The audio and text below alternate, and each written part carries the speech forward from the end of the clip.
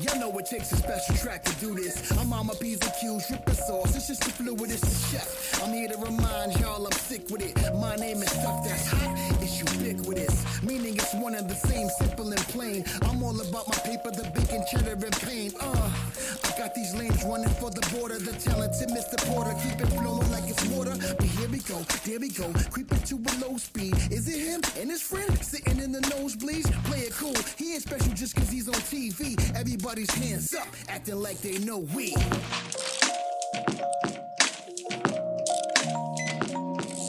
Welcome to another episode of the Taste Music Here Food Podcast Show. I am your host, Ed Porter. This is the place for food, music, and culture and how they all connect. Today, we have an amazing pillar of why this whole thing exists as far as what hip-hop was meant to do and how it brings people together in the community of it all. So before we even get started, I have to give this man his just due flowers, and my best way to do that is with this intro. So here we go. Tonight's guest is a true architect and culture connector. From the raw energy of Lawrence, Mass. to commanding airwaves in major markets like Boston, D.C., Cleveland, and the Twin Cities, he's been a trusted voice in hip-hop for over 2 decades. A DJ, radio host, media personality, and master interviewer himself. He sat down with everyone from Kendrick to Kevin Hart, always bringing the realness and respect for the culture. But more than that, he's a storyteller, a curator of moments that live between the beat drops and the truth-telling. Whether spinning records, mentoring talent, or building community, he brings attention into every move. This is the flavor of legacy. This is the sound of respect earned. Please welcome the man, the myth, the legend, Mr. Peter Parker. This is unbelievable. Listen, so I cash app you after this? How do this is crazy? Ed, that was the most beautiful thing anyone has ever said. That's so nice. I have such a reverence for everyone that I want to talk to. Yeah. And so the best way to pay that homage to you is to do you right with, and again, I wholeheartedly believe that true creatives that just do it for the love of it have a hard time patting himself on the back. Oh, man. And so like you I can couldn't believe how nice it was. I keep going, man. Yeah. But I think you nailed it though, because I really do care. Me and my buddy, I have a really close friend from Detroit named KB, and we grew up together playing ball back in the day. And we joked that he said, "Man, you really love hip hop, man." And he loved gangster rap, and we talk about culture a lot. And he always says, "Man, you love the culture." And I was like, I really do. I really love the group of people in the room and the sneakers, the hats, the lingo, the everything that comes along with the concerts and the clubs and the whole thing. Yeah. And it's a lifestyle. You can tell. Here's the thing. You cannot fake authenticity, right? You can't manufacture realness. Like the shit is very much, you can see through it. And so you can also detect when something's super duper authentic. And so, and you can't listen to either it's been authentic or for 20 years, you need an Oscar. I'm no Drake.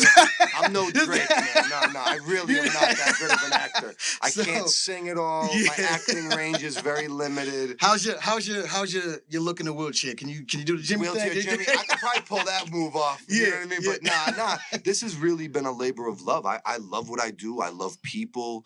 I had a guidance counselor ask me in high school. They were like, when I was graduating, I kind of knew what I wanted to do in my mind.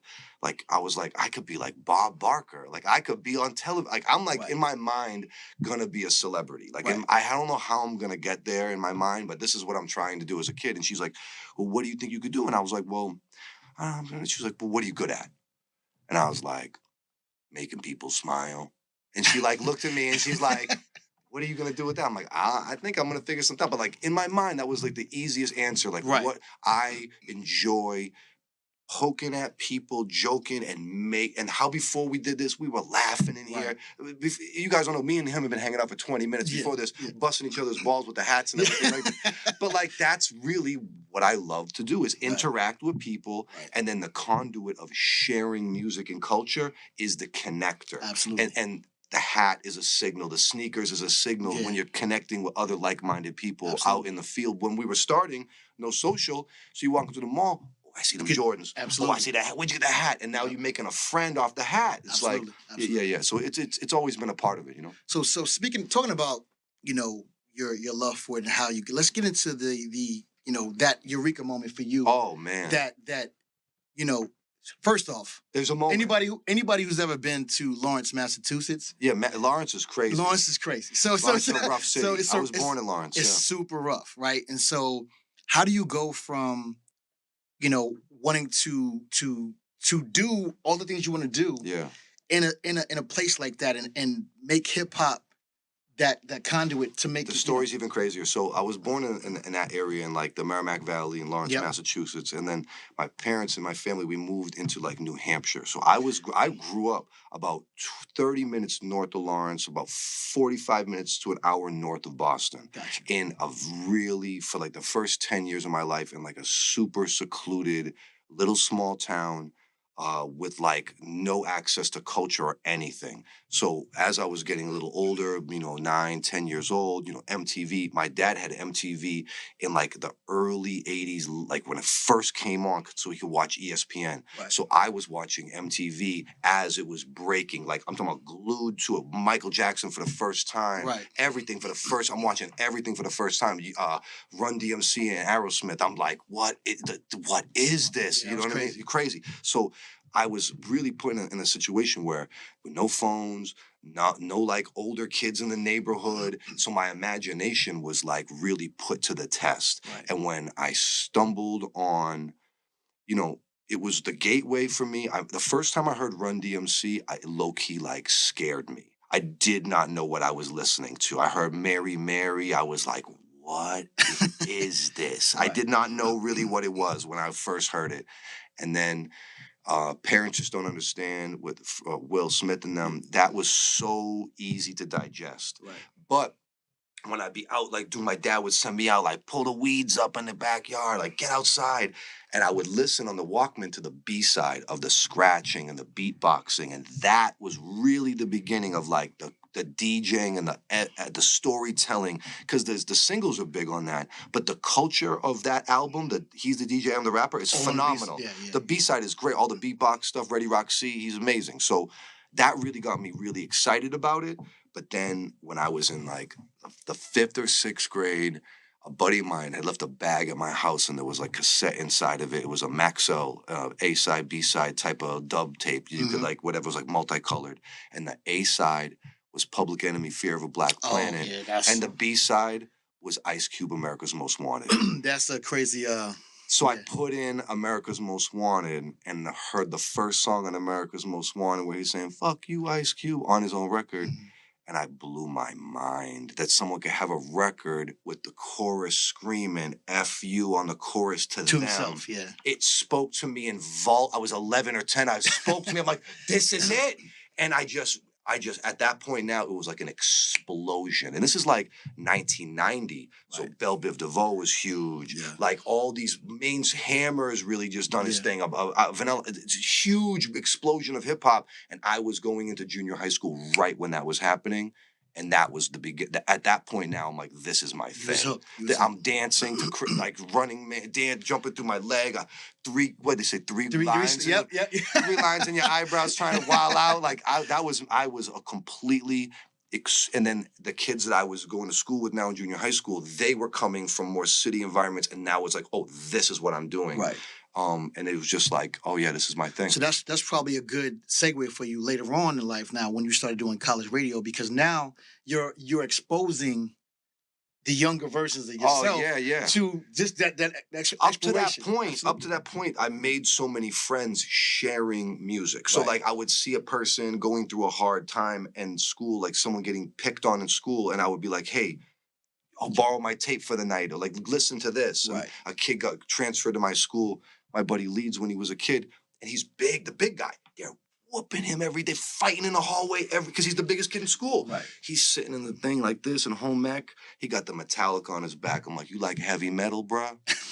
I'm like, and I pass him Ice Cube, the Predator. I'm like, this is for you. Check this out, bro. He comes in the next day, no jean jacket, just eager. Like, what you got? I'm like, you ever heard of Tribe Called Quest? I'm like, here we go. And I got him hooked now. And this is my best friend. This guy, God bless him, for 30 years of my life. That's dope. Yeah, so the sharing of the music For me and my personality, it was the connector of like, oh, I got the music. So becoming a DJ to have the music is it's the natural. It's the natural peak peak of what I could. Oh be. yeah, but you're still at your core. You're the same guy because you're just connecting. You're connecting the dots, right? I love. I got what's hot. I love sharing the stuff, and then I would go to these like junior high school dances. And they would be like this square, bald, older guy in the back playing them. And I'd be, he doesn't know what the right records are. He doesn't know the records. Right. And then I was like, I know the records. Right. So then I go and I finagle the turntables for my parents, like sophomore year of high school. I'm 15. And now we're like trying to show up with this shit and figure it out. And, and nobody would teach you. Nobody would teach you. You have to figure it out. I gotta say that for in those days too, specifically, learning how to DJ was like learning how to play the harmonica.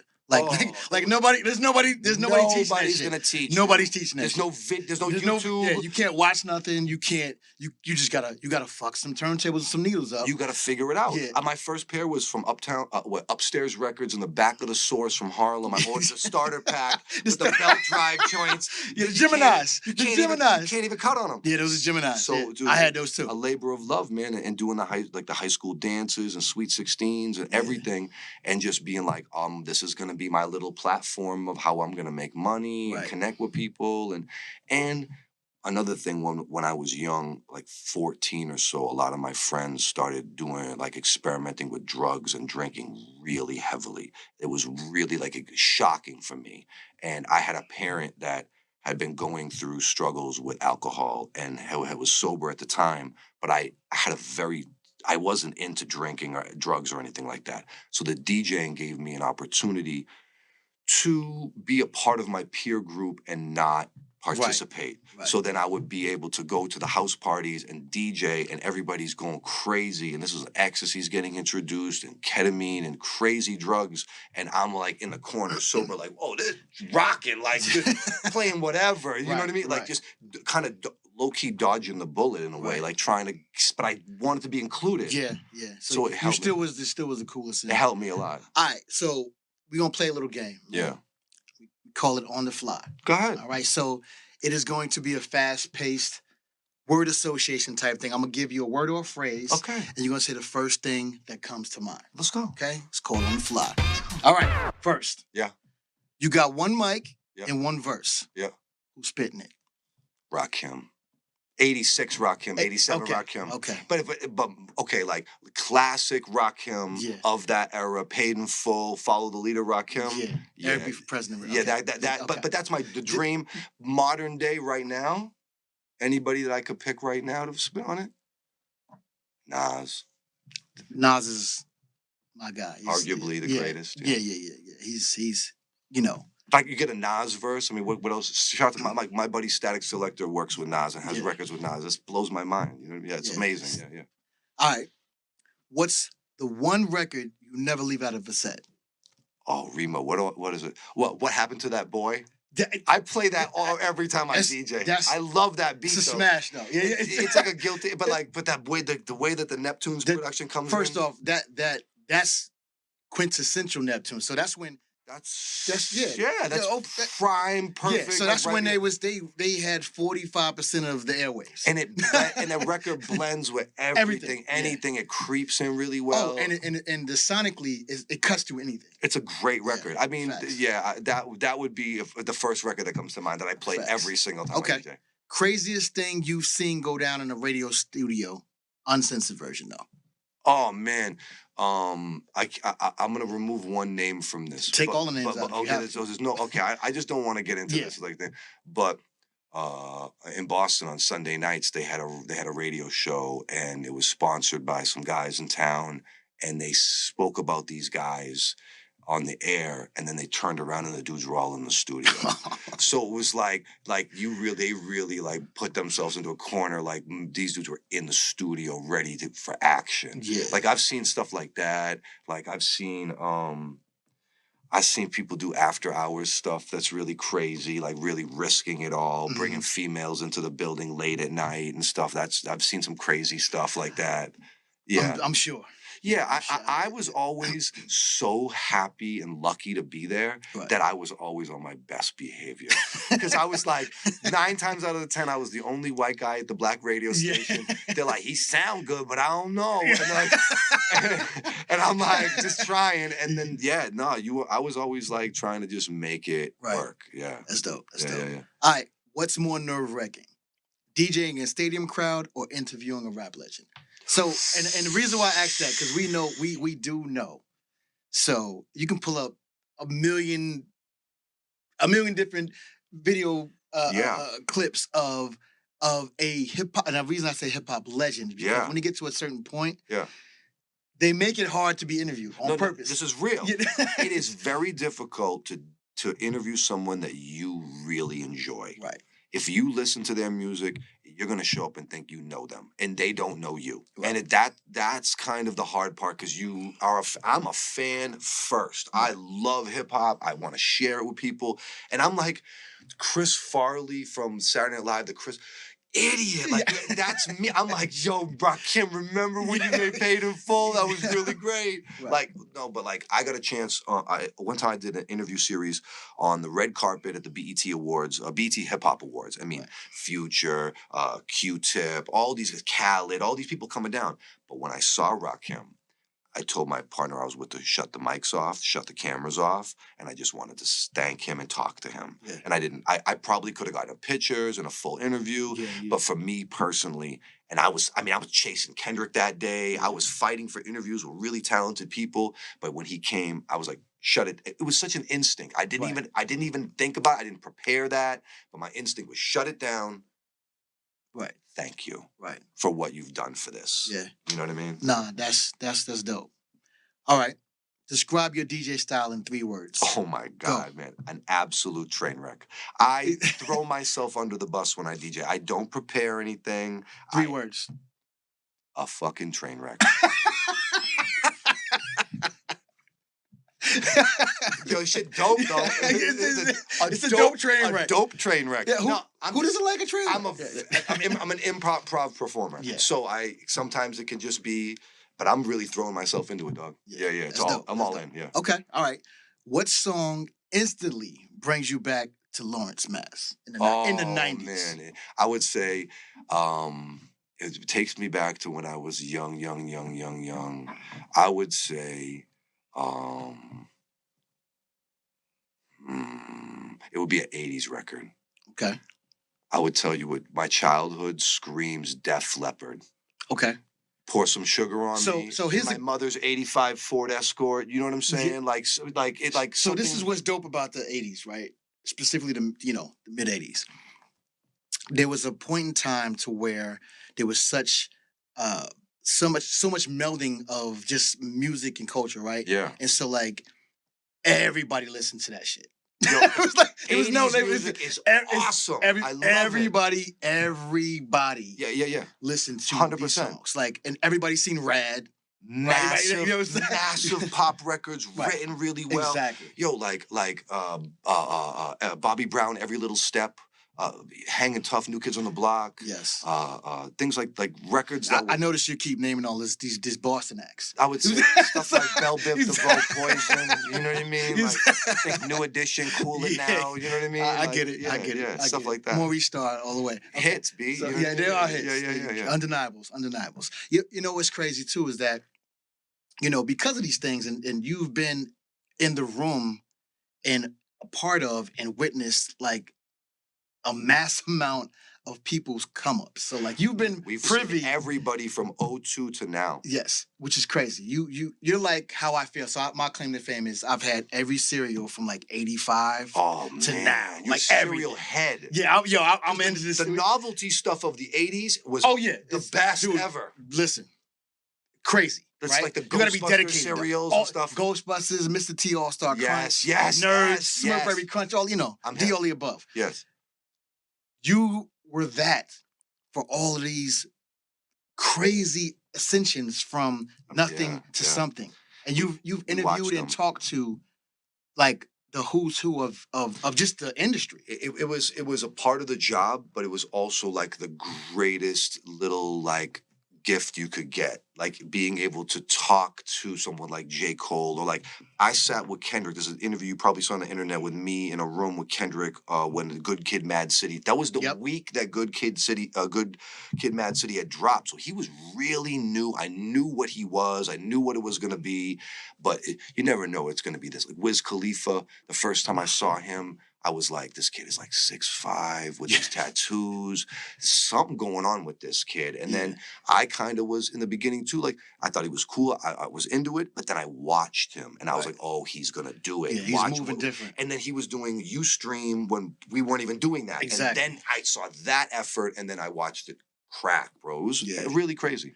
You were doing what DJs do though. You were, helping to break artists, but in a unique way. You know where I got it from? From Clue.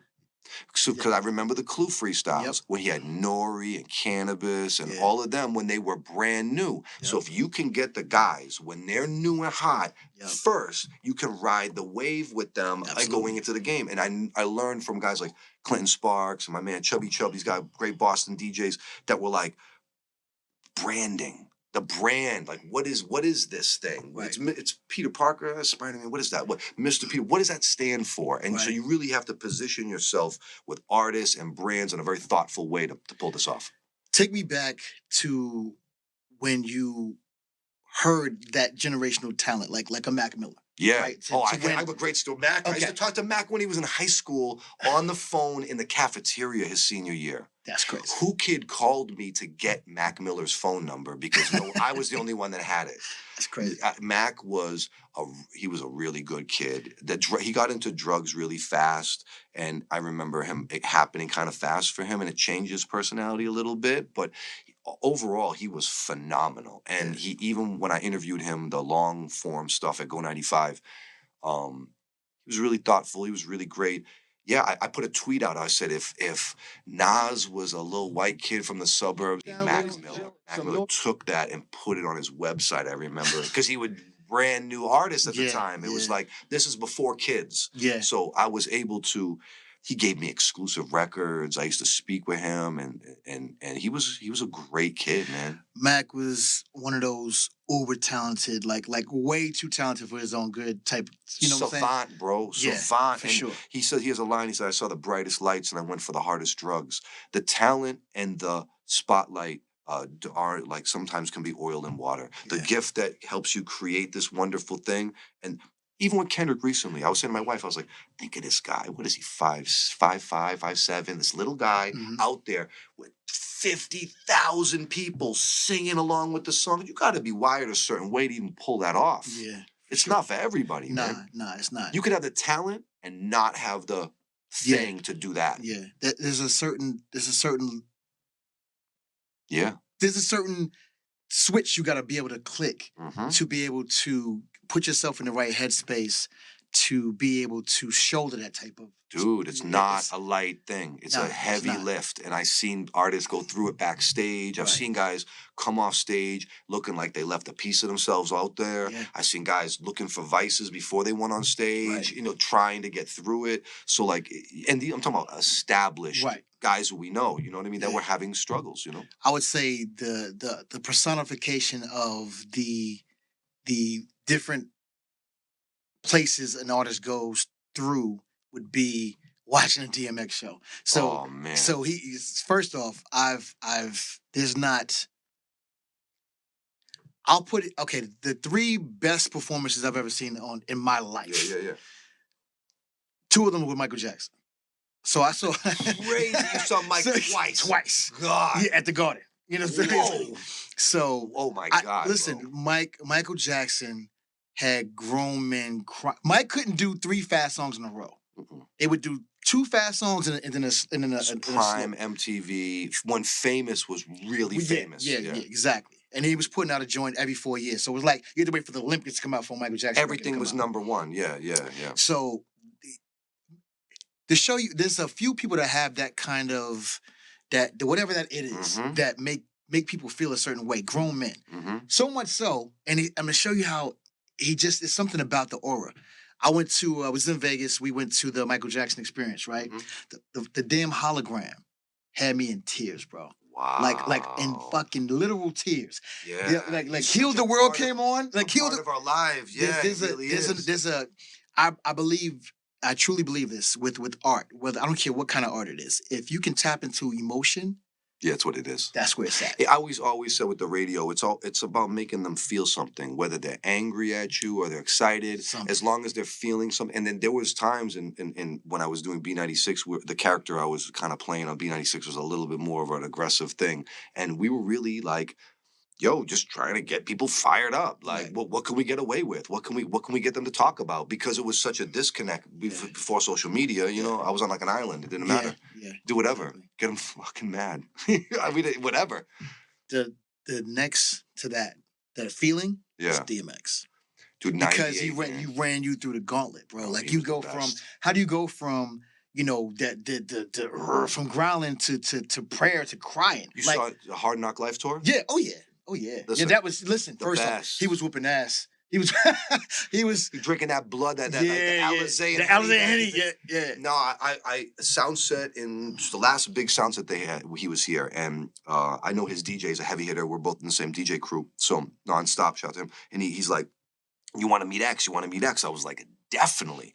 So I go up into the trailer, and he's in there having like a sit down with Carl Anthony Towns. So it's X and Big Cat, and Cat's like sitting down for counsel. You know what I mean? Like he's like leaning in, like Right. soaking in the game. And I walk in, I'm like, "Oh, excuse me, whatever." And we stand up, and I have a picture with Carl Anthony Towns and me and DMX.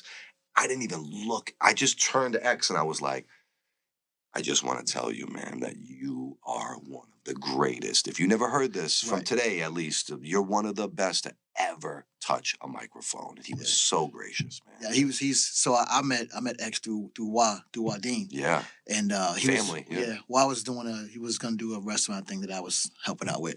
But one of the stipulations is I gotta meet Yeah, I gotta for meet real. DMX, bro. Yeah, Like, I want to do the RC cars, yeah, whatever. right? exactly. Yeah, yeah.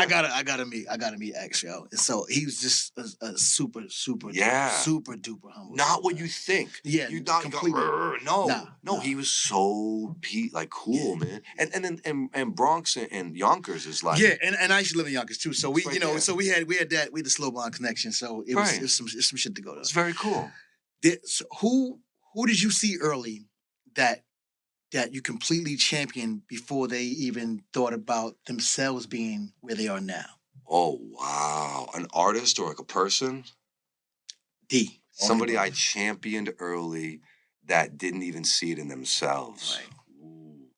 You know, I work with a lot of DJs, other DJs. It's rare for a DJ to be an advocate for other DJs. It's a Facts. very selfish thing. So I can think about 2, 3, 5 different guys that I put a lot of energy, a lot of information into, and they're flourishing and they're doing really well. And I never really expected, what I did want is everyone to be successful. Mhm.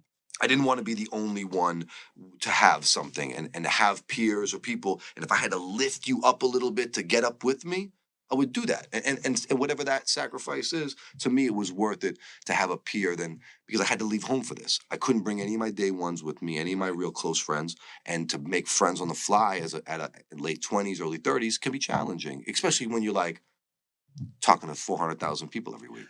Facts. So who's the one?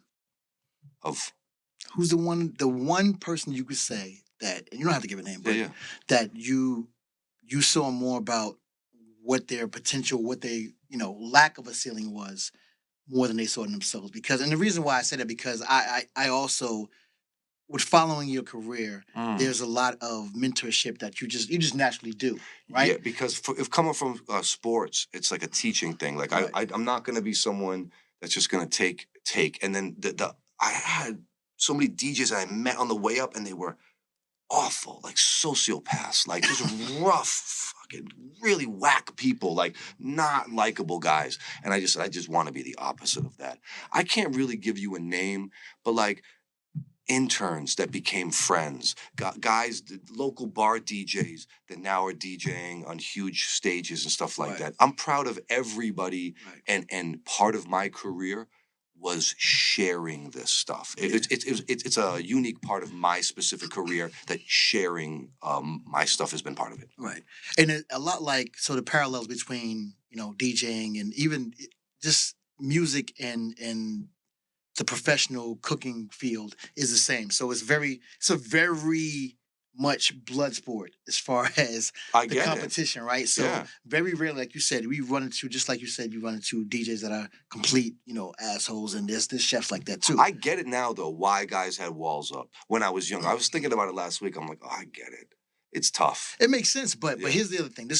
So when you get to a certain point and comfortable with who you are in your own skin, Mhm. with your skill set Mhm. and then what you bring to the table, you understand. And I would have to believe that you got to this point probably before you even thought about it.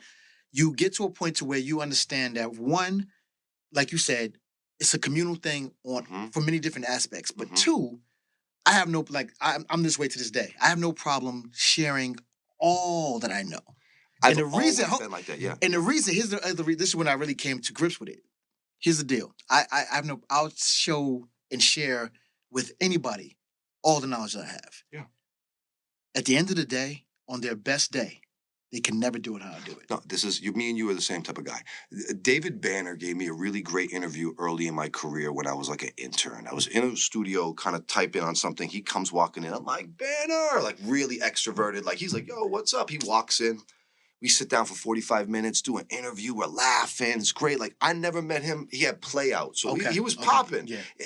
We're laughing. He misses the interview that he's supposed to do in the main studio. And I'm afterwards, I'm like, well, yo, like, why did you waste an hour with me, man? And he's looked at me and he goes, I don't know who you're going to become. And I was like, and it touched, Damn. that really touched me. And I was like, oh, this is a really genuine guy. So Banner said that to me. And then I went on and used that interview on a demo tape that ended up getting me the job in Minnesota. So that interview helped me get this job out here. So then when I get the job and I'm having the success, it was kind of, even the beginning of my B96 success was a little bit beyond my expectations. Even at that point, I was like, whoa, this is a bigger deal than I thought I was going to be able to pull off. So I got to run with it. Yeah. I go back to New York and I see Banner. I'm like, is there some party? I tell the label rep, take me to the party. I got to see Banner. I got to go see Banner. So I go into the party and I go up to him and I'm like, you remember me? We spoke and you did this thing for me and you did this interview and I got a job because of it. And it's like changed my whole life. And he was like, all I ask is that you just pay it forward. And it was like a bell, like Yeah. bong. You're like, Yeah. oh, okay, gotcha. And then I just, from that point, was like, how many people can I affect the way he affected me? Nah, that's dope. That's dope. Shout to Banner. I spoke to him on the text like a couple weeks ago.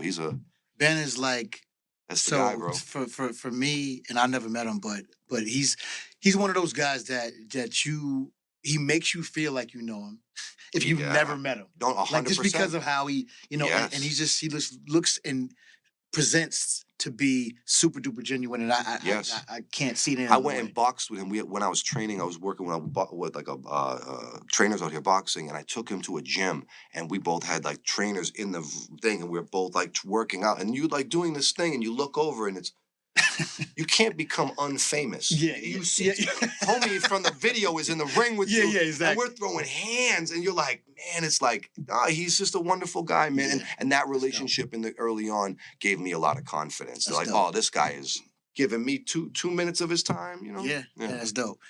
So speak to me about, and we touched on this a little earlier.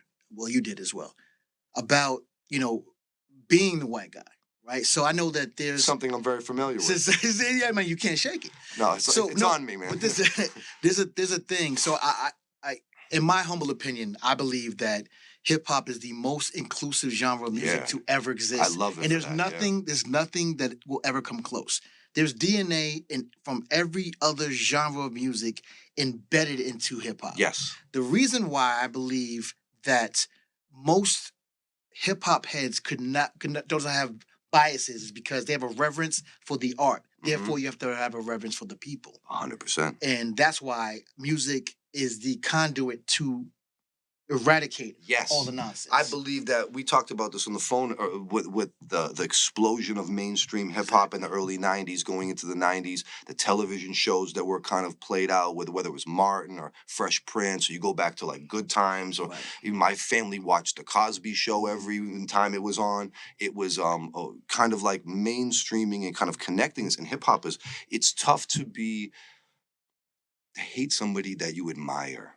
And when the way that things were playing out in the 90s, whether it was Shaq or Jordan or Penny Hardaway or Ice Cube or whoever, there was a plethora of people for me to admire. Right. And then when you learn the stories of these guys, where they really come from, and how this music was really created, who created this music, where it really comes from, it becomes like a whole nother deeper thing that you can really delve yourself into. A lot of people just take I like this record, I like the sound, but we were like, diving into it a little deeper. Absolutely. So talk to me about how hip hop as a whole, as a community, has made you to feel no different than. So I think, I believe you. I know where you're going. I know where you're going because when we speak, it's not, it's like I'm talking to a kindred soul, like a kindred spirit. Absolutely. When we are speaking, and we come from pretty different parts of close but different parts. Yeah, this is a unique thing. I'm a pretty authentic guy. I've always have been. I have a lot of friends of all nationalities and things, but because of my talent or whatever, how I played it through sports and through this, being accepted in places where people like me may not be accepted, I'm aware of this. And being aware that maybe because of my blue eyes or whatever, I got into certain situations, it was like a trick. I'd be like, I infiltrated the system, right? I got us in here, right? And I would just open the doors up for all the real street shit. And I would be like, it was like, ha, ha, ha, ha, ha. You thought I was one of you. No, it goes back to, and this is fairly deep, growing up, having friends and being a person that really loves people, genuinely, and having some whack friendships, kids treating me weird. Like shit was weird sometimes with some of the kids growing up in New Hampshire. When I got back to Lawrence when I was 14 or 15, now I'm seeing different things. When my basketball talent got me to Bridgeton Academy with kids from New York City and Detroit, this was the beginning of, okay, these guys are very cool, very serious guys, and they're showing me respect. Kids that are street kids hustling from the boys club, got them to the prep school. Right. This is the toughest kid I've ever played ball with, and we both really love Jay-Z, Reasonable Doubt, and we're connecting, and he's passing me the ball on the fast break. This is where I'm supposed to be. So for me, if I'm looking at the group, I was taught don't sweat anybody that doesn't sweat you. So if people are going to be weird over here, I'm going to go over here. If people are being really friendly over here, guess who's sitting in the back of the cafeteria watching fucking BET? Me. You know what I mean? And I'm with the guys. Right. And I had this wonderful moment when I was in prep school. We were on a tournament, a guy robbed our room. He stole like an Averex leather jacket from me, a Nintendo 64, my whole room got robbed. And I kind of figured out who did it, and I was like, I think that kid did it. I can tell the jealousy of this kid. He's a weird kid from West Virginia, and I think my style rubbed him the wrong way. So he's like, I'm gonna steal that shit. So I come back, and I'm like, yo, man did it. You know what I mean? And he came in the room, and he's real huff and puff, and I'll buy this whole dorm. Rich kid, third time at the prep school, been failing SATs. You know what I mean? So he's in there huffing and puffing. He's mad because he can't get into whatever school he want to get into. So all right, cool. So then it goes around school that he's going to beat me up. And I'm like, oh, word. So we're in the cafeteria in this big-ass room. And I'm in the back with the guys. And I'm like this, like an animal, like a wolf. In the back like this, just looking at this kid. And I look at Kay and I'm like, watch. I go, watch this. I just get up. And this is 250 athletes in 45 minutes northwest of Portland in the middle of the woods, all training to be like scholarship athletes. This is like prep school it's like a serious business. Class A New England prep. Big deal. So I get up in front of the whole school and I walk down and I sit across from the kid. This is a fucking defensive end. Yeah. This guy's got shoulders on. He's a big boy. Yeah. He's like your size, but bigger. Yeah. And I'm me. You know what I mean? I've never been bigger than this. So I'm like sitting down and I go, hey, man. I was like, I heard you're going to beat me up. And he's like, I am, I said. And I said, I look at him, I go, you should do it right now. I said, you should do it right now. And I'm like cooked at this point. And I look, and my friend KB from Detroit is getting up and walking around in front of the room. And he sits down next to me. And he's like, are you ready? And I go, you should do it right now. And everybody's waiting. And I go like this to his tray. And I go, dump his fucking tray on the ground in the cafeteria. And everybody's, you know, it's all athletes in the 90s. All the testosterone. Yeah. And I'm like, what are we going to do, buddy? And KB was so scary. Nigerian kid, he's like, that kid folded like origami. This is not experiences that you ever forget for your whole life. Yeah. I just took you on a journey. So listen, so that kid he's one of those kids that end up on Jenny Jones, right? He's been in the gym for like 20 years straight. He's still trying to make it. They're not gonna accept you guys. It's not gonna happen. And then I speak to my friend Kay 2 days ago. Like he's in Dallas. He's doing amazing things. Okay, so super producer Gabe, we're beating on the table too much. So I'll bust this fucking thing open. We're not getting feedback, right? So I'm sorry. It's gonna be an editing nightmare. All right, so my bad. No, I should have cut it in. Well, I was like, God, someone's got lead fingers in there. It's me, bro. Bang. I see. You just had it's a cafeteria backflash. You know, no, it happens, bro. I'm sorry.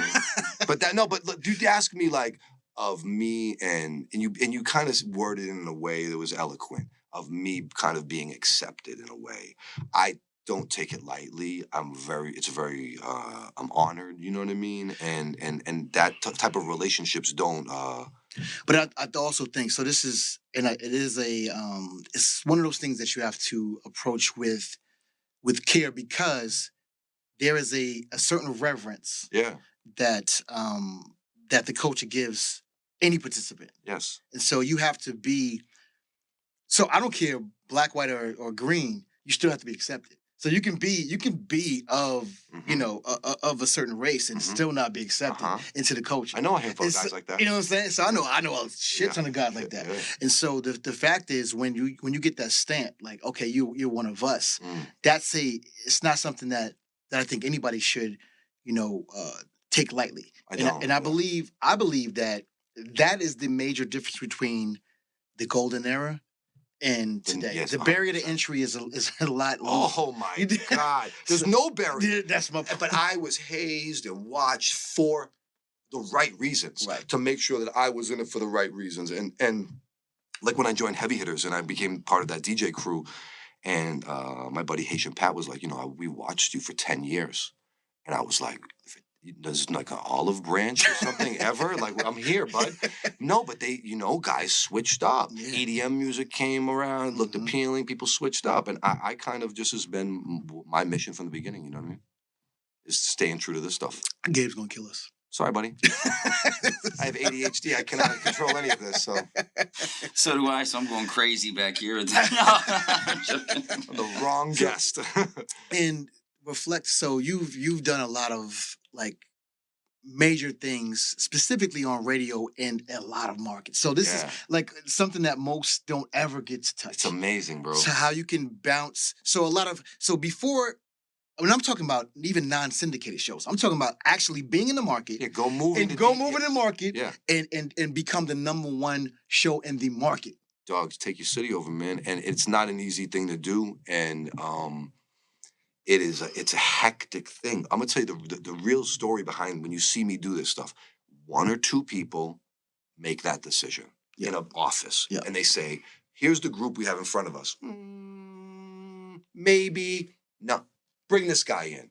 There's been 30 people vying for that position. I just walked in and now I got it. And sometimes I look different. Right. So right away, there's adversaries in the building. there's naysayers in the building, and you're trying to navigate that. So the whole thing was a challenge. I talked to someone last week, and I was joking. I'm like, my career was super challenging, and it was. I think there was points where you're moving to a place you've never been. You don't know the good guys from the bad guys. Right. You're just trying to, and you're performing at the highest possible level that you could perform at.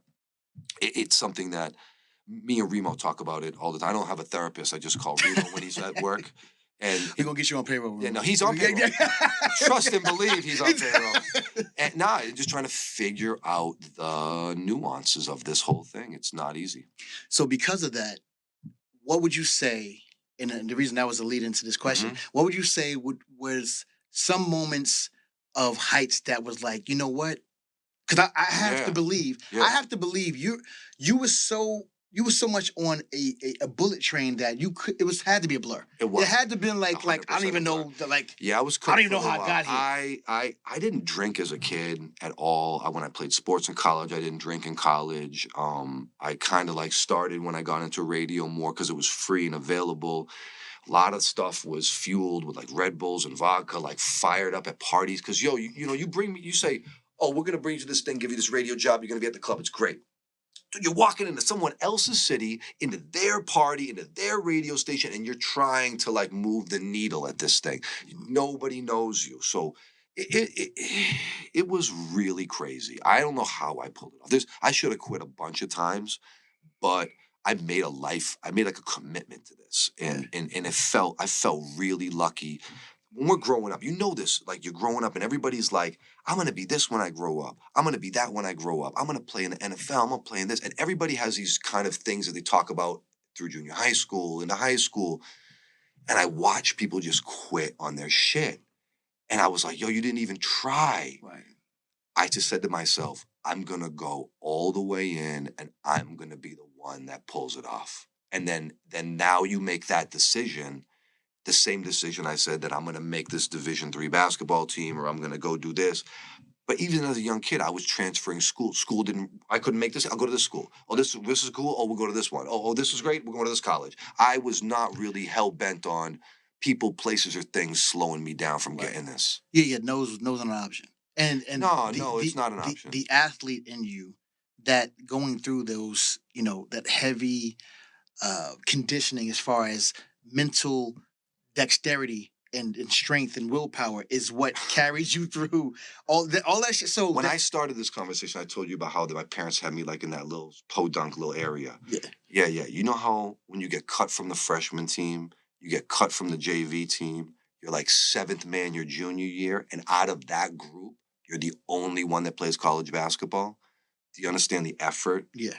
From 16 to 20, I was like laser focused to do this. It saved my life. Like just going and playing Division III, getting recruited, doing this, that was enough of you got that thing in your head says, go do that, go do that, go do that. And you listen, the validation of that, now all I do is listen to the voice in my head. Right. I'm not listening to anybody else because the coaches were like, you'll never make this team. Absolutely. And then I went to prep school, come back, and I'm winning swords. I'm like, what the fuck? I'm like an animal.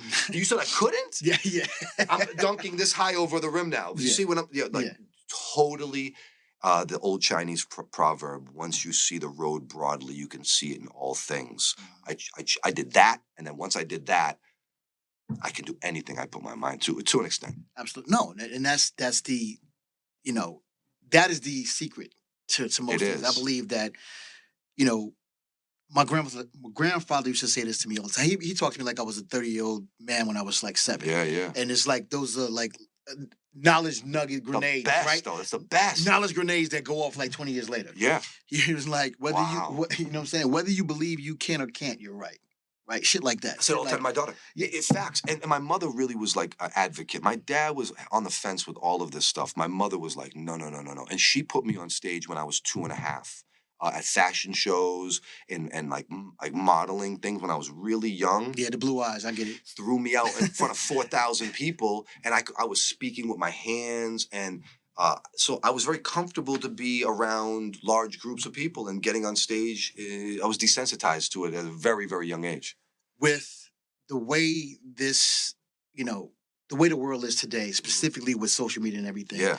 and people's skew of what success is and what it is not, because it's all for the optics. But Yep. how would you tell your younger self how to measure what success truly is? I think that we talk about it all the time behind the scenes, because you have to say to yourself, what did you get in this for? Did you get it? Did I walk into this saying, I'm going to get rich doing this? I never once said that. I never once said, I'm going to get rich off of this stuff. I said, I want to be on the highest level. I want to be respected. I want to be a part of it. And to be a part of it, even on whatever level that I am, oh my, what a gift, B, Yeah. to be a contributor to the success of artists, or the shows we've thrown and the radio stations. God, it's a wonderful gift, man. Absolutely. Let's get into a part of the culture which I think we have the most work to get towards to fix. This industry, hip hop is a young genre, right? But however, we have a tendency, unlike other genres, other like rock or jazz or even country, to, kind of dismiss our legends, or when you get to It's a certain terrible. tenure. When you get to a certain tenure, so there's rock bands and there's jazz artists and country singers that tour. For Aerosmith is on tour next year. I'm pretty sure. Metallica, every time, right? And so much so that the brand supersedes the whatever, because they're touring with not even with maybe one original member. People are wearing the T-shirts, don't even know Don't the even song, know. right? Don't even know the song. Exactly. Right. Exactly. So yeah, right now you go to Target. They're big. It's a bigger than them, right? I understand what you're saying. So how do you feel about, and what do you think is the fix to get for hip hop to really pour into the legend acts, so that first off, I don't believe that you can age out of talent. No. And you cannot age out of a skill set that you spent your whole life honing, and you own that lane. Like there's if the rest in peace to the guy, the member of Criss Cross that passed away. If he didn't go, we would be seeing Criss Cross performances right now. I think we're in a new space. Someone told me this recently. Instagram really saved the legacy acts in hip hop. Before Instagram licked off, it was a couple of guys. It was like Afro Man was doing shows, Biz Markie was DJing, but we didn't have the legacy kind of what we have now with everybody. And then when Go 95 started, I remember Rock Nation signed Jim Jones and Fat Joe. And I was like, those guys are kind of older. And they were like, no, they're coming up on 20-year anniversaries. There's going to be legacy celebrations. And to watch what Rock Nation has done with Fat Joe's career in the last 10 years is mind-boggling. How what they've transferred Joe into is this huge celebrity now. Absolutely. Much bigger than the rap stuff he did. And to me, it's really interesting to see the growth of these guys. Wu-Tang Clan going on tour again. Nas puts out 6 albums in the last 4 or 5 years. To me, I think that it's kind of moved into niche territory. Right. What we had, what you had, what I had when we were young, I think it's to be cherished, because I don't think we're going to get it again the way we had it. I think that was amazing for what it was. Now we have Joey Badass over here doing something that's reminiscent over here, or we have guys that are going to fill those voids. But then you have the Playboy Cardi stuff and these other things which is, to me, hip hop. It's more like what punk rock is to classic rock. It's like another subgenre over here. And I don't really even consider it hip hop personally. Like they're rapping, it's a black artist, but if you look at the landscape and the climate they're kind of filling where Korn was, or where Limp Bizkit was. They're filling those spaces where you go to the show, it's all white suburban teenagers at the show. You're like, oh, this is the heavy metal of this era. We're in a new space. We're like, okay, so it's obvious right now. People have seen me for years doing what I'm doing. I stopped coloring my beard because it was burning my face, and I was trying to put it on, and it was fine sometimes, but sometimes it will burn, and I had it was awful. So I stopped doing it. I feel really good, but the nervousness of doing this is now I'm like waving the flag that I'm like obviously in my 40s or whatever. So this is rare space. Right. I think for okay, you have your star talents, right? Star DJs, marquee guys. But then there's another subsidiary of like, people like me, or they're like, still something, but not, I'm not Kid Capri. Right. There's a whole new day for people like me. I don't have to pretend to be young. I don't have to chase young things. Our group is underserved. They're looking for, people don't want me to go do young things. They want me to continue to do what I was doing before. So, and that's what they tell me when I we don't need that. Right. 35, 45 people, they're not listening to mumble rap. Right. No, not at all. But No. here's the beauty of it though. So there are a trove of young cats that appreciate I believe that it. because you cannot have a reverence for what was or what is, and a lot of these what is sampling what was. It's like Yeah. and like these kids, they're sampling the sample. You're talking about barrier to entry earlier. Yeah. That alone sets us apart from this generation. All the artists, all the DJs had to carry crates, apprentice Facts. things, do things. These kids are respectfully getting right on, but the easier road doesn't build the strongest competitors all the time. Right. So now you've got a guy that's great. You're doing great, kid. We'll see you in 3 years. I'm on my 30th summer. Right. I'm never gonna quit. Right. The perseverance of this is. Yeah. And you also have some key reference points to know how to gauge the climate because we've seen this shit in waves, right? We've seen it Come and go. Exactly, 100% time. So, when you came back to the market for 95.3, Yeah. when that was your resurgence, and actually, I believe it was the height of the local rap scene. It was amazing. And that, to me, perfect timing. It couldn't have been. Soundset was peaking. The local artist scene was peaking. It was really easy. I had helped kind of get him fired up. It's 06, 7, 8, 9, get them going. But then they did the work on their own. And when I came back, I had a choice. I could go to Dallas and run like 3 or 4 throwback stations. PD them, afternoon drive them, and live in Texas, or I could go back and do Go 95.3, and I chose Go 95.3 because I knew the connection I had to the market. I knew the artists were really established and really flying, and I just kind of knew that they were going to let me do what was supposed to be done. Not what I didn't do what I wanted to do. I was trying to do what was right. Yeah, you were one of those guys that was the voice of the city and is the voice. So I believe still, because as far as hip hop goes, like for a guy that came from New York, right? And back then radio was it. Like if everything you learned, what was hot based on what the DJs were breaking. DJs were breaking records. Yes. And this is something I know is kind of a lost thing on today. There's nobody breaking anything. You can't really. You can't really break a record on radio. You have to break it through digital. Right. Just digital is everywhere. It doesn't make sense anymore. But yeah, no. They were breaking. You would go to the radio because it was the only place to hear the stuff that we're getting on the internet. Yeah. It was the MySpace. The white labels, the underground records that you couldn't get anywhere else. I used to drive in a 88 Chevy Silverado from like north of Boston to like southern Connecticut to tape Flex and to listen to them and try to tape them on like a boombox into the batteries and drive back and have the cassettes and stuff like, because it was she was crazy. The best. That part of it is sort of like, it's like the sneaker game, right? It's like I remember having to go and wait in line at Dr. J's. Of course. And Saturday morning. Exactly. And that puts you in a different headspace. Yes. You appreciate it a little differently because of you had some skin in the game. I'll tell you, man, I'm really appreciative of the era that I grew up in, the time that I came up in the music business. I got to see the analog world, the digital stuff come in. I got to meet all the executives and the people before they kind of cleaned house and everything. So going up in the Def Jam or Shady Records or all these different labels and being around those people as it was ending, but I still got to see it, Right.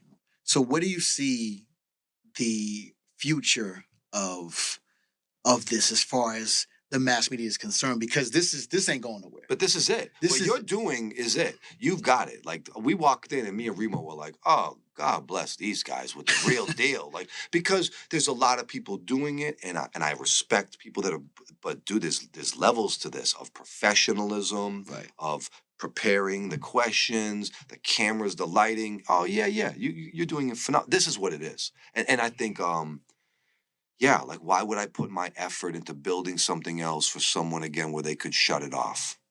Yeah. I don't think I could do that again. Ownership is key. Yeah. And so that, I think also the beauty of what you have done, whether this was intentional or not, and I'm gonna figure it out right now. The Peter Parker brand is 100%. It's you. So you are the brand. So this is something that specifically in the radio game back then, it'd chew you up and spit you out. That's just what the music business was. That's what it's built to do. You cannot crush movements. And you did it on multiple occasions in multiple markets. I feel, and this is real, I feel like people are hip to it now, and they're a little shook because I don't do this in a malicious thing at all, but like, I get, okay, come get this job. If you do it mediocre, you make a little bit of money and maybe you get fired. But if you do it really good, you're going to make good money and you're going to stay there. Right. So it's like sports. Like, okay, I got to put the effort in. I would drive around in the car before I got on and do radio breaks all day long, running street promo, putting up posters, driving around. Hot 97.7, Boston's hottest hip-hop and R&B, Mr. Peter Parker hanging out on a Thursday night. Hey, caller, give us a call, 651-939-1977. I would just do the breaks over and over and over and over and over again. So the second the mics came on, I was just crushing the breaks. And they were like, this is your first time on the air? I said, I've been talking to myself in the car for 6 months. I went to college for this for 4 years. Yeah, you know, like, I've been working at this to perfect this craft. And we got to a point where I got past just talking on the mic. Right. Now, how do we manipulate this tool to be able to really connect with people? And how when you lean this way and you move in and dude, it's like magic, man. Right. Yeah. And then there is also something. It is a skill set and also a talent to be able to connect with someone. So I liken it to being a chef, and the only voice that you have as a chef, as far as what a dish is what that dish translates to the patron. Yep. It's the same as being able to have someone listen to you over the airwaves and feel, again, like the David Banner, to feel like they know you. So I remember the first time I met you, I felt like I knew you. Like I I probably did some real dumb and ran up to you, yo. And I was very receptive. You was very receptive. Yes. And you don't know this, but it doesn't matter. I have no idea. So now I'm going to say you was a complete asshole. Now, no, I believe that too. Because I used to be pretty lit too. Yeah. Nah, you was mad cool. That's cool. really not. Nah. I mean, dude, I really I just dig people, and I dig unique experiences with strangers, and I don't know, this whole thing is just exciting. And there's a thing we used to talk about at Go 95. It's math times magic. There's a formula to this, how you do things, a structure to this thing. But inside the box that you build of structure, there's like a little bit of a feeling inside. And that's what I was really, towards the latter part of my career, really dialing in on, is how to really exchange of energy as much as it's words. Absolutely. So I always tell people that my goal is, as a chef and as a musician, is to either recall a past favorable experience or feeling, or create a new one. And if I've done that, I've done my job. Yeah. Because at the end of the day, people will forget what you said, they'll forget what you did, but they will never forget how you made them feel. And I have to work on that in my personal life sometimes, because I'm sharp in my personal life sometimes, and I know that it's not what I'm saying to them, it's how I'm saying it. Right. And I think it's maybe just a New Englander in me, or maybe some of the traumatic experiences I've had over the last 25, 30 years and personal stuff that kind of sharpened me a little bit. Right. And I have to work on that, because I really do want people to have a good experience when they talk to me. Right. And for the most part, I believe that, you know how they always say that you shouldn't meet your heroes, right? Because it's like the Michael Jordan thing, right? Like you knew better because I seen him. I saw You Mike knew- at the Epic Event Center where the Trent Tucker tournament. He was there with Pat Ewing and Pippen and them. And I see Mike and I was like, hell no. I said, if he says anything sassy to me, I'm throwing all the sneakers away. And he didn't care what he bought. You know? No, good. But this close, I was like, that's all I need. That's But it. when you get to be like I was in the room with Jay-Z and Beyonce, and they were in a VIP section, and they left, and Hove like walked and brushed my shoulder. That's it. I don't need much else. Yeah. I don't need much else. No, now there's exceptions to the rule, right? So like you don't want to meet all your idols. I've met a few of them that have been not awesome experiences, and I'm able to separate that. Right. But there's people like DJ Premier, who is an unbelievably cool guy, a very like a gracious mentor, a friend. He's like exactly what you would want Primo to be, because I'm like the greatest producer of all time. The soundtrack to my entire. I would say. Now, Dr. Dre is great. Dr. Dre is amazing. Yeah. I'm talking about DJ Premier, man. Yeah, it's different. Pete Rock, Premier. Yeah, guys, the difference. It's different. Absolutely. Yeah. That's fire. If you could bottle what it takes to have the longevity of a career that spans. You gotta have but you have to have a level. You have to be operating with almost like a level of like spirituality to have a career that lasts over 5 to 10 years. You have to believe in yourself and in your mission more than that you believe that the sky is blue. I wanted to be on the radio more than I wanted to breathe oxygen. And I would have done anything to make that happen. And I knew how to make the basketball team. I knew how to train my body. I knew how to run in the off season. I knew how to get right. I knew how to fix my jump shot. Right. I could figure this out. Right. And there was a time in my life when I had a little speech impediment. I had my jaw fixed when I was younger. I was, maybe confidence wasn't always where it should have been. I think the biggest difference between me as a kid and me now is just the confidence. Right. You know what I mean? I just really feel secure in who I am. That's dope. Yeah, but yeah, no, that's the honest answer, man. You know what I mean? It's like you have to really, but you have to. I tell people, like, you put yourself into this. No one dragged you into being this thing. Yeah, you didn't get recruited.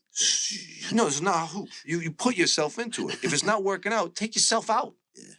If you don't want to do it, don't do it. But yeah, you have to really believe that this is for you. Right. And you hit on the nail on the head.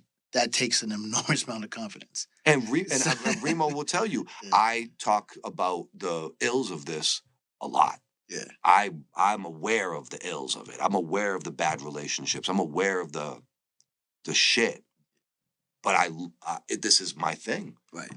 Oh, and there's no, I was having this conversation with my daughter who's talking about, the new job versus the old job. I'm like, listen, baby, there's gonna be shit across the street. Mm-hmm.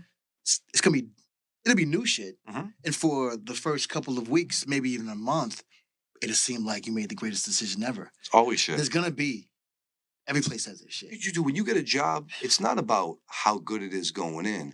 What's it look like on the back end? Absolutely. When we decide not to do this anymore, how is that going to go? And nobody wants to have that conversation in the beginning. And you have to be solid enough to be like, look, one day this is going to end. Absolutely. Yeah. Even if it's 20 years from now. Hopefully in a good way. Right. But if it should so happen to go left. Whenever it did, though, whenever it ended for me, I always was like, thank you for the opportunity, because I never took it lightly. When I was on DC radio, Cleveland, I did not take that lightly. I knew what was happening. And it was, it didn't work. We went this, cool. Nice, thank you very much. You know what I mean? Yeah. Right. And you still have that, you can never take that. That can never be taken. I wanted to flip the table over. Yeah, of course you do. My mind is like, I could really get up underneath this thing and flip that shit over, dog. It's the lunch tray thing. We going back to the kids. Tapped out, bro. I'm tapped out, man. It's New England stuff, man. Different. That's what's up, man. Different type of guy out there. Yes, sir. Yes, sir. And I'm gonna so I will say, I can't let you leave here before I have to make a few points. Yeah. One of them is probably the worst thing I had to endure was my Yankees being up 4 games and then getting crushed. No, this was So, we're yeah, talking so 20 years ago. It yeah, still yeah, hurt yeah, his yeah, feelings. yeah. I still, 2004. I can tell you, I was in Lifetime Fitness. I was in Oakland, and I was watching it, and I sort of felt the same way I felt about when I saw the first plane hit the tower. I'm like, this can't be real. It cannot be Yeah, real. this is obviously fake. After it happened, when we won and we beat the Yankees, I remember sitting there in my living room by myself watching the TV, cannot believe this happened. Because we were like, we kind of knew it was going to happen. But when it happened, I was alone when it happened. And I was watching the TV and my phone rang. And the first person to call me and congratulate me when the Red Sox beat the Yankees was Dylon from Making the Band. Oh, Dylon. Okay, that's so your guy. I'm still friends with Dylon. Shout to my man Dylon Gilly. You're done, no. He called me up and he's like, yo, brethren. I'm like, Dylon? Like, I've been doing business with him, but that's so funny. Like, Dylon from Making the Band was the first one to call me, and we're still friends 20 years later. That's crazy. But the footnote to that is that the Knicks are up 2-0. No, we're not gonna, it's a long. That's the footnote to that. I'm hurt, man. It's a good thing. It's a good thing. All right, before I let you go, man, we gotta do this lightning round. It's been so nice, man. Oh, no, we're going to do this lightning round. All right, so pretty much we're going to wrap up with some quick fire questions. Again, it's going to be a word or phrase. Keep it short. First thing that comes to your mind. All right. Favorite late night snack? Ooh, like gummies, like sour gummies. Of the THC variety? Yeah, probably. So. I'm probably so cooked at that point that they're probably not. You know what I mean? Yeah. Nah, okay. but like a Sour Patch Kid. Oh, okay. Something like that. Yeah, that works. Okay, most underrated hip hop artists. Oh wow, most Pharoah Monch. Facts. Hey, it could be my GOAT personally, stylistically, like everything. The catalog, you can compare other catalogs, but stylistically, Pharoah does not get the props as he deserves. Yeah, facts. Okay, dream collaboration. I don't care what you're doing. Dream collaboration. Dream collaboration. I would say probably me on the Boston Celtics. That's a collaboration that I think in my dream life that I'm like, you know, like Mike. I'm like what Chris Herron should have been. You know what I mean? Like Chris Herron was supposed to be that GOAT, bro. He was one of the greatest, man. He had some issues. Did you see? Of course. Okay, so I read the book Fall River Dreams. Yeah, dude is, and so I have some connections at Fresno State. So this was. Oh, he's a legend. Yeah, he's respect to Chris Herron and what he's been through, and his sobriety and the way he carries himself is a real amazing, awesome thing. Yeah, absolutely. Go-to comfort food. Oh, steak and cheese sandwich, like a steak bomb, right? So like in New England, we used to do them when I was back home. Steak and cheese, provolone cheese, peppers, onions, and then salt and pepper, but then also pepperoni, cut up very small, kind of sauteed up in the deal. Yeah, it's like a New England steak bomb. All right, so are we talking steak or are we talking steakums? No, steak. Okay. No, because the Philly thing, I got into a beef with a kid in the comment section about the sandwiches, and I was like, you keep all the cheese whiz down there. Yeah, the whiz. So here's the thing with the whiz, man. So like, it's one of those things that if it's done correctly and it's not too much, yeah, it could be great. Right? The whiz could be great. The whiz works. It's like canned cheese. You can't. I believe it. You can't eat too much of that shit. And growing up on like the easy cheese, like the kind of that. Yeah, I know what it is. The shit with the crackers and the red stick. It's one of those things. But some provolone, it's a different ballgame. What are you talking about? Yeah, I get it. But like a go-to. What kind of steak is it? Are we talking ribeye? Yeah, like a nice steak and cheese, like you get at a mom and pop, not like a D'Angelo's or like a chain restaurant, like a mom and pop hole in the wall spot. All right, and what are you having that with? Is it fries and chips? I would say some French fries maybe, but I'm not a big French fry guy. So just a couple of fries and maybe a Coca-Cola Classic or potentially some sort of iced tea. I'm an iced tea connoisseur. I love iced tea too. I love iced tea. Yeah, I'm for sure iced tea connoisseur. Yeah. All right. One word to describe your journey. Ongoing. Facts. It's ongoing. Not even close. It's ongoing. This is I would say could be stage 3. This is like 3.0. Absolutely. I know you are more necessary and needed than ever. And the reason is there is so much minutia I needed to hear that's that. out there. Thank you. that the authenticity that you bring, and just naturally, like you just being you, bro. That is more so needed today than ever before. This is so nice, this podcast. I wish you guys win every award and the man gets paid in the back. Everybody get paid, man. Get these guys a check, man. Nah, dude, I love what I do, and I was taught from real guys. Yeah. DJ Flex in DC, when I got there, took me in his car, his beautiful Mercedes Benz, beautiful with the like butterscotch interior, beautiful white, driving me through the neighborhoods, teaching me about go-go music, teaching me about what DC culture is. This didn't fall on deaf ears. You know what I mean? Like I admire the and being a person that was hidden kind of away from culture, I was looking for this stuff. So yeah, dude, I'm really appreciative that I've been able to do this for this is my 30th summer DJ. That's dope. That's dope. Well, do me a favor and tell all of our listeners out there exactly how to support you, where they can find you, how to follow you, all the things, what you got coming up. Yeah. If it's up to me, and I'm gonna have a say, because I'm gonna be knocking on the door. There's gonna be some things happening. No, we gotta cook. Oh yeah, we got some stuff to do. We got some stuff to do. So tell the people where they can find you. Easy, man. At Mr. Peter Parker on all social media across the board. No dots or spaces. On TikTok, it's at the real Mr. Peter Parker, because I got on late. But we gonna buy that. We'll figure that out. But yeah, no, I do pretty much all my business off Instagram and Facebook and stuff like that right now. I do like a bunch of stuff out here in the Twin Cities. I have a ton of ticket giveaways going on with Live Nation on my page right now. I have events with Oasis out here doing like a Crave Rooftop and a basement, all these different things. We do 80s brunch. 80s brunch on Saturdays and Sundays in Uptown. But if you follow me on Instagram, I will show you exactly what I'm doing. Follow Mr. Peter Parker That's on it. Instagram. Heavy hitters, man. We outside, man. Shout out to Remo Williams. Been carrying the phone for me for like a year, shooting all my videos, helping me with everything. I could not do this without Remo. I struggled 2-3 years ago. I didn't know if I was going to retire or not. I felt after 25, 30 years of this, where I was trying to find my space in this. I tried to do some other things for a little bit. I was in this crazy shooting. This bunch of stuff happened. And I just needed like a new partner. And I needed somebody like a wingman, because when you're a public figure on any level and you're out in public, you can't watch your own back and things. And you don't know. Yeah. You don't know. You could be a target. So one time for my brother, Remo Williams, I thank him kindly for his efforts. Absolutely. And he's been a great partner for the last year, filming videos and just putting up with my insanity. It's always good to have that one. It's my brother. He's amazing. Yeah. Remo's the guy. He's the man. And we have a lot more in store, too. Like, you know, my marketing company with all these different concert events. We're doing that, parties. And hopefully I can get back into this space. Oh, no. Yeah, I'm looking forward to it. Yeah. Looking forward to it. And back here for sure. There's some stuff to do. There's some stuff to do. And we can also, there's going to be some text messages about this. I think the Knicks are going to take it in, I'm going to say, it might be.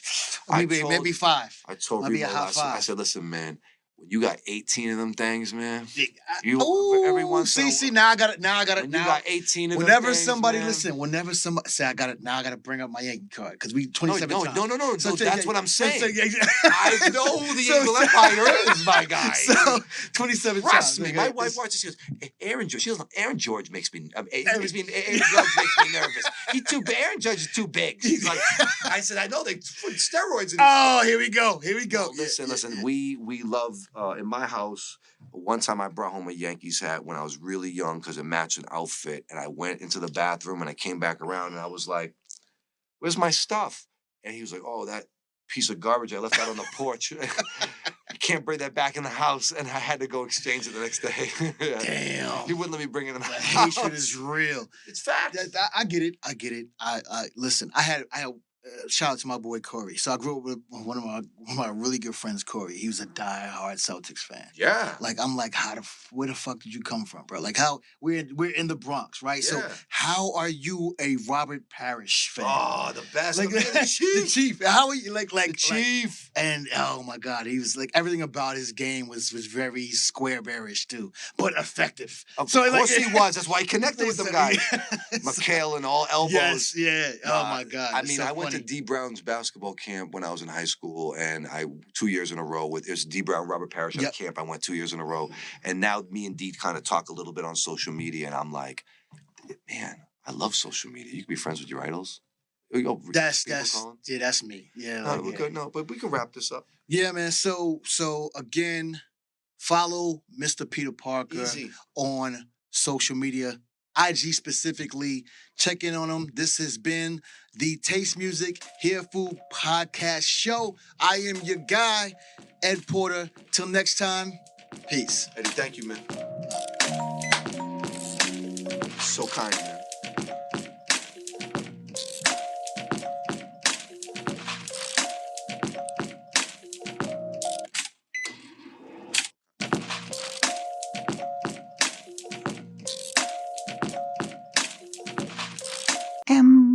MBC. No relation to NBC.